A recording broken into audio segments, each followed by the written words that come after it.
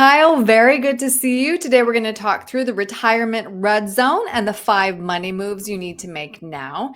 Of course, the red zone is known as those 3 to 7 years before you retire. It is a critical time when investment decisions and market fluctuations can have a significant impact on your financial security. So, the first step is to define your budget and expenses, but only 40% of people have ever calculated what they will need to live on in retirement. Hey, Erin, absolutely. This is a big one. To me, this is probably the most important time when you talk about financial planning as a whole.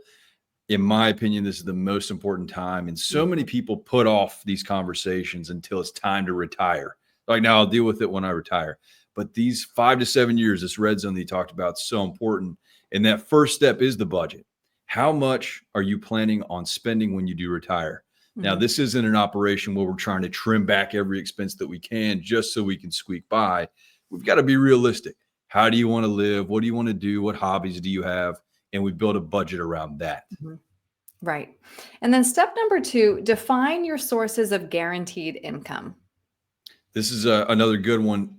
Understand what you've got coming in on a guaranteed standpoint. What do we mean by that? I mean, Social Security and pensions. What two items do you have coming in there that you can count on for certain? Social Security is a program that just about everybody's going to be a part of if you're a U.S. citizen, because you've probably paid into it from a tax standpoint.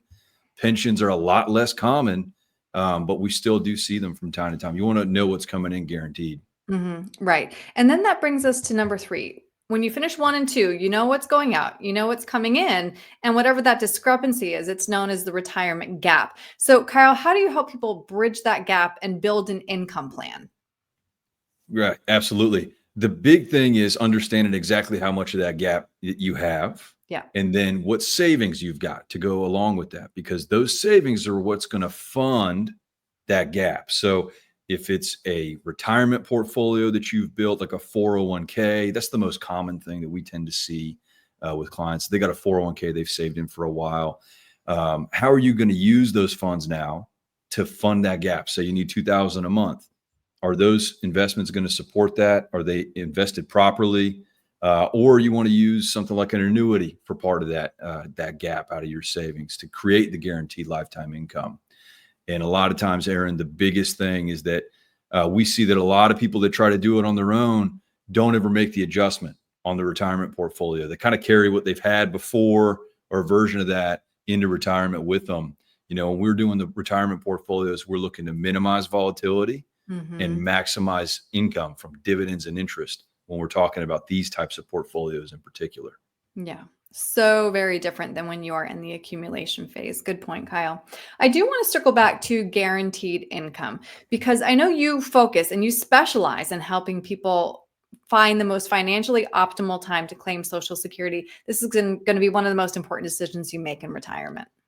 Definitely. I mean, there's a lot of rules when it comes to Social So Security. many rules. Believe it or not, there's a bunch. And so you need to understand what those rules are and how they may apply to you when you're talking about building this financial plan or retirement plan. And then you got to factor in the earlier you take it, just like this graphic here is showing you, the earlier, the sooner you take it, the lower your benefit will be. And, vice versa, the longer that you wait, you'll get more. This can be a very big deal, especially if there's a spouse in the equation. And if Mhm. there's a age discrepancy between the two spouses, that's going to factor into your decision making on when to file Social Security, among a lot of other things. Mhm. And then also part of all this equation, which affects Social Security, right? Taxes as well. Now, this comes down to proactive and strategic tax planning because if you don't plan for it, taxes will be one of your biggest expenses in retirement. Absolutely. I mean, we see it all the time. Taxes don't disappear when you retire. Unfortunately, I wish that was the case, but they're very much alive and well. You usually have a different tax picture, and one of the things we like to do is try to diversify which accounts you've got heading into retirement. And this visual here will show you you've got your tax deferred accounts like your 401ks, traditional IRAs. You got your taxable accounts like a brokerage account, for example. And then you got your tax-free, like your Roth accounts. Now, tax deferred, that bottom triangle on the right, is where most, like I'd say, the average retiree has most of their eggs in Yeah. just that one basket.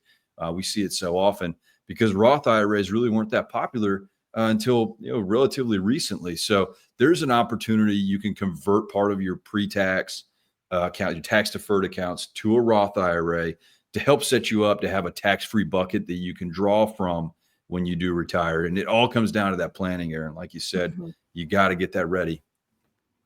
Yeah, absolutely. And all of these steps are kind of interrelated, but the sooner you can have that conversation, the better. Kyle, so if somebody wants to talk through any of these strategies with you, how can they get a hold of you?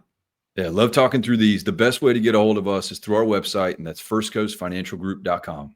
Great. Kyle, thanks for your time today. All right. Thank you, Erin.